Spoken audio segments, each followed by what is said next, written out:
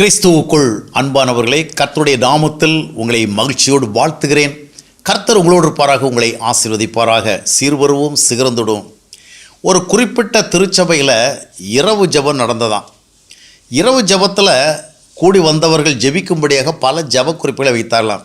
அதில் முக்கியமான ஒரு ஜெப குறிப்பு என்னவென்று சொன்னால், ஆண்டவரே எங்கள் குருவானவர்களெல்லாம் ரட்சிப்பீராக, ஆண்டவரே எங்கள் பேராயர்களெல்லாம் ரட்சிப்பீராக.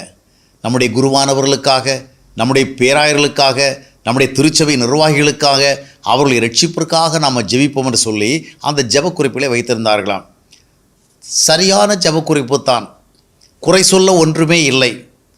ஆனால் இதுபோன்று ஜெபக்குறிப்புகளை வைக்கத்தக்கதான ஒரு நிலைமை ஏற்பட்டிருக்கிறது எண்ணி பார்க்கும் பொழுதுதான் வருத்தமாக இருக்கு. ஏனென்றால் குருவானவர்கள் ஆன பிறகு அவர்களுடைய ரட்சிப்பிற்காக நாம் ஜெபிக்க வேண்டிய தேவை ஏற்படுகிறது. பேராயர்கள் ஆன பிறகு அவர்களுடைய ரட்சிப்பிற்காக நாம் ஜெபிக்க வேண்டிய தேவை ஏற்படுகிறது. திருச்சபை நிர்வாகிகளாக ஆன பிறகு அவர்களுடைய ரட்சிப்பிற்காக நாம் ஜெபிக்க தேவை ஏற்படுகிறது. ஏனென்றால் ரட்சிக்கப்பட்டவர்கள் தானே குருவானவர்களாக மாறியிருக்க வேண்டும், ரட்சிக்கப்பட்டவர்கள் தானே பேராயர்களாக வந்திருக்க வேண்டும், ரட்சிக்கப்பட்டவர்களாகி தேவனுடைய பிள்ளைகளாக மாறினவர்கள் தானே திருச்சபை நிர்வாகிகளாக வந்திருக்க வேண்டும். இன்றைக்கு சில காரியங்கள் வித்தியாசமாக இருக்கிறது.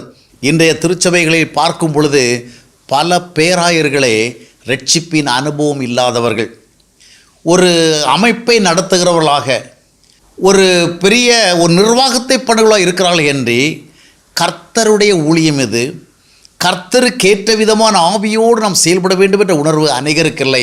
அடிப்படை ரட்சிப்பின் அனுபவம் பெறாமலே, அடிப்படை மனம் திரும்புதல் இல்லாமலே, அடிப்படை மறுபிறப்பின் அனுபவம் இல்லாமலே இறையியல் கல்லூரியில் கற்ற கல்வி பின்னணியை வைத்துக்கொண்டு அநேகர் பேராயர்களாகவும், ஏன் மாடரேட்டர்களாகவும், ஏன் ஆயர்களாகவும் வருவது ஒரு ஆவிக்குரிய நிலைமைக்கு ஒருபோதும் ஏற்றுக்கொள்ளத்தக்கதல்ல.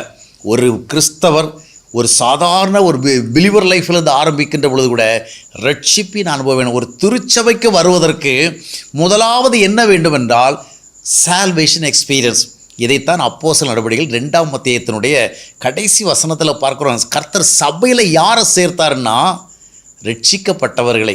கர்த்தராக இயேசு கிறிஸ்துவை இரட்சகராக ஏற்றுக்கொண்டு மனம் திரும்பின அனுபவம் பெற்று மறுபிறப்பின் அனுபவம் பெற்று தேவனுடைய பிள்ளைகளுக்கு நிலைமை பெற்றவர்கள், அவர்கள்தான் சபைக்குள்ளே வருவதற்கு அனுமதி. என்றால் அந்த சபையை நடத்துகின்ற தலைவர்களுக்கு எவ்வளோ பெரிய ஒரு தகுதி அவசியமாக இருக்கிறது.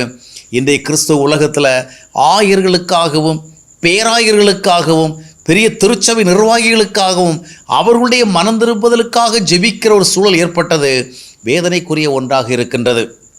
ஏனென்றால் ஆயர்களும் பேராயர்களும் திருச்சபை நிர்வாகிகளும் தான் இன்னும் ரட்சிக்கப்படாத மக்களுக்காக ஜெபிக்க வேண்டிய தேவையில் உள்ளவர்கள், கடமையில் உள்ளவர்கள். ஆம் அருமையானவர்களே, கர்த்தருடைய பணியை செய்ய முன்வருகிற எவரும் முதலாவது தங்களை நன்றாக தற்பரிசோதனை செய்து பார்க்க வேண்டும். ஏனால் தேவனுடைய ஊழியத்தை செய்ய வருகிறோம் என்பது மட்டுமே சிந்தனையில் இருக்கக்கூடாது. தேவனுடைய ஊழியத்தை செய்வதற்கு அதற்கேற்ற ஒரு தகுதி வேணும். அடிப்படை தகுதி மனம் திரும்பி மறுபிறப்பின் அனுபவம் பெற்று தேவ ஆவியால் வழிநடத்தப்படுகிற தேவனுடைய பிள்ளை நிலைமை ஏற்பட வேண்டும். அதற்கு அப்புறம்தான் வேதத்தை கற்று கர்த்தரால் வழிநடத்தப்பட்டு கர்த்தரால் வடிவமைக்கப்பட்டு கர்த்தருடைய ஊழியத்திற்கு சென்று மற்றவர்களை வழிநடத்துவது. எனவே தேவ ஊழியம் செய்வது மிக அருமையான ஒன்றாக இருந்தாலும் அந்த ஊழியத்தை செய்வதற்கான உண்மையான அடிப்படை தகுதி இல்லாமல் ஒருபோதும் செல்வது நலமானதல்ல.